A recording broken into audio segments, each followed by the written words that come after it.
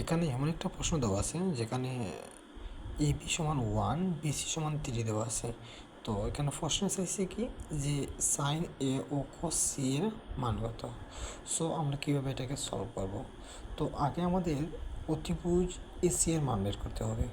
তো আমরা জানি পিথাগোরাসের উপপাদ্য অনুসারে AC square equal to AB square plus BC square. তো বা AC equal to root over, যেহেতু এই পাশে স্কোয়ার আছে এই পাশে গেলে রুট ওভার হয়ে যাবে, AB square plus BC square.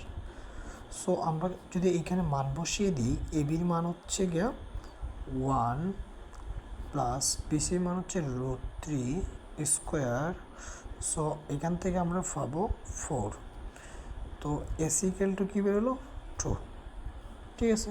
তো সো আমরা সাইন এ, তো সাইন এ, তো এক্ষেত্রে আমরা কি জানি, যদি সাইনে এই প্রশ্নতে আমাদের চাইছে কি সাইন এ, তো সাইন এ সমান আমরা কি জানি লম্ব বাই অতিভুজ, লম্ব বাই অতিভুজ। যদি থিটাটা এই জায়গায় আছে এর জন্য আমাদের লম্বটা হবে কি বিসি, এবং অতিভুজটা কী বেরোইছে, অতিভুজটা বেরোইছে 2।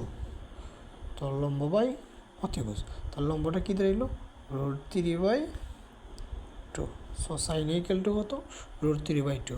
সো গাইস আপনারাই বলেন যে cos সি সমান কী হবে।